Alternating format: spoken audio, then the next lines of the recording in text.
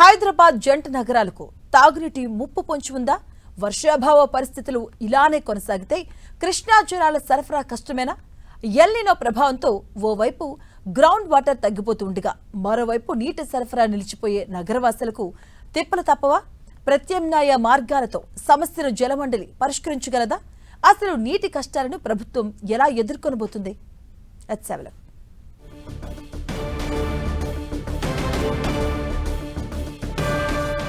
హైదరాబాద్లో అడుగంటిపోతున్న భూగర్భ జలాలు.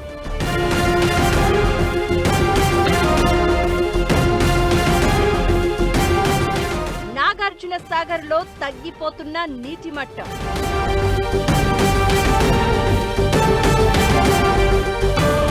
డెడ్ స్టోరేజీకు అత్యంత చేరువగా ఉండడంతో ఆందోళన.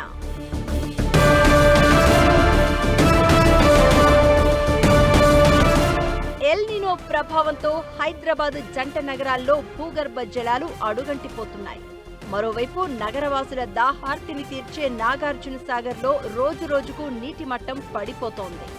గత ఏడాది ఇదే సమయానికి నిండు కుండలా ఉన్న సాగర్ ప్రస్తుతం వర్షాభావ పరిస్థితుల కారణంగా వెలవెలబోతోంది.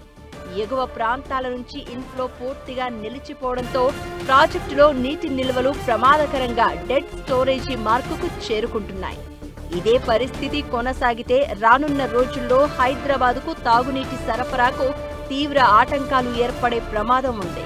ప్రస్తుతం నాగార్జున సాగర్ నీటి మట్టం 513.70 అడుగుల వద్దకు పడిపోయింది. ఇది డెడ్ స్టోరేజీకి అత్యంత చేరువగా ఉండడం తీవ్ర ఆందోళనకు గురిచేస్తోంది. ప్రస్తుతానికి ఎగువ నుంచి కొత్తగా నీరు వచ్చే అవకాశం లేదు.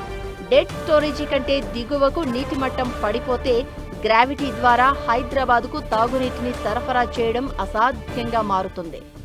దీంతో పుట్టంగండి ఎమర్జెన్సీ మోటార్లు ఏర్పాటు చేసి ఏఎంఆర్పీకి నీటిని పంపింగ్ చేస్తారు. అందుకు ఇప్పటికే హైదరాబాద్ మెట్రో వాటర్ బోర్డు అధికారులు సిద్ధంగా ఉన్నట్లు తెలుస్తోంది.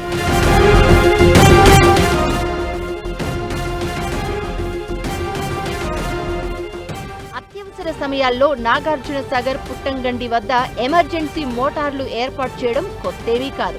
గత కొన్నేళ్లుగా ఇంతటి గడ్డు పరిస్థితి రాలేదు. జనరల్ గా గ్రావిటీ ద్వారా ఏఎంఆర్పీ పంపింగ్ వద్దకు నీరు చేరుకుంటాయి. కానీ డెడ్ స్టోరేజీ దిగువకు నీరు పడిపోతే గ్రావిటీ ద్వారా నీరు వెళ్లదు. పుట్టంగండి కాలువ వద్ద ఎమర్జెన్సీ మోటార్లు ఏర్పాటు చేసి వాటి ద్వారా నీటిని పంపింగ్ చేయాల్సి ఉంటుంది.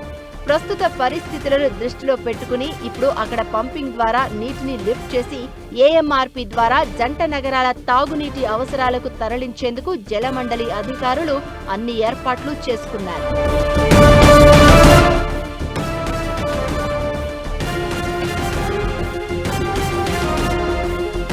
ఇక జలాశయం ఎండిపోతూ ఉండడంతో నీటి కోతలు తప్పవా అనే భయం సామాన్యుల్లో మొదలైంది.